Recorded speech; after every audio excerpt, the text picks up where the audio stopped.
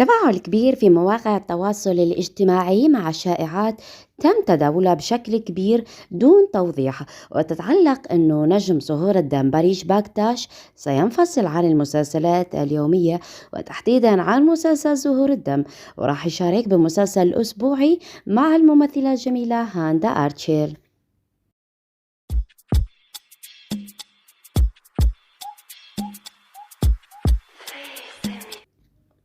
وفي التفاصيل تفاعل المتابعون بشكل كبير مع خبر مشاركة الممثل باريش باكتاش في عمل مع الممثلة الشابة هاندا أرتشيل، وأنه خلاص قرر يشق مشواره في المسلسلات الأسبوعية ويترك الأعمال اليومية لأنها مرهقة. الفانز تفاعلوا بطريقة ساخرة وحولوا الموضوع لنكتة، أولا لأن باريش باكتاش سبق ووقع على الموسم الثالث من زهور الدم، وبالتالي لا يمكنه الانسحاب بمزاجه. ثانيا الخبر لا يمكن لعقل تقبله، فرغم إجماع الكل على أن هاندا أرتشيل لا تجيد التمثيل، لكن أغلب شركائها في المسلسلات الأسبوعية التركية أسماء قوية، فكيف ينتقل بيشو من اليوم مباشرة للوقوف مع النجمة لها وزن بسبب قاعدتها الجماهيرية؟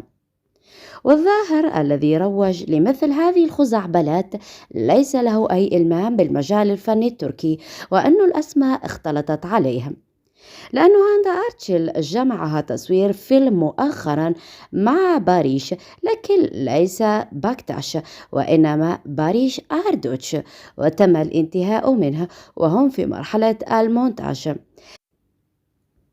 ليتساءل البعض كيف لشائعة غبية مثل هذه أنها تنتشر بكل هذه القوة وتجد فئة تصدقها وتطبل لها دون حتى التأكد من مصدرها ومدى واقعيتها. وفي الختام بيشو ليس له سوى ظهور الدم حاليا، ولا توجد أي عروض لأعمال أسبوعية، وربما مستقبلا سنجد بيشو في الأعمال الأسبوعية.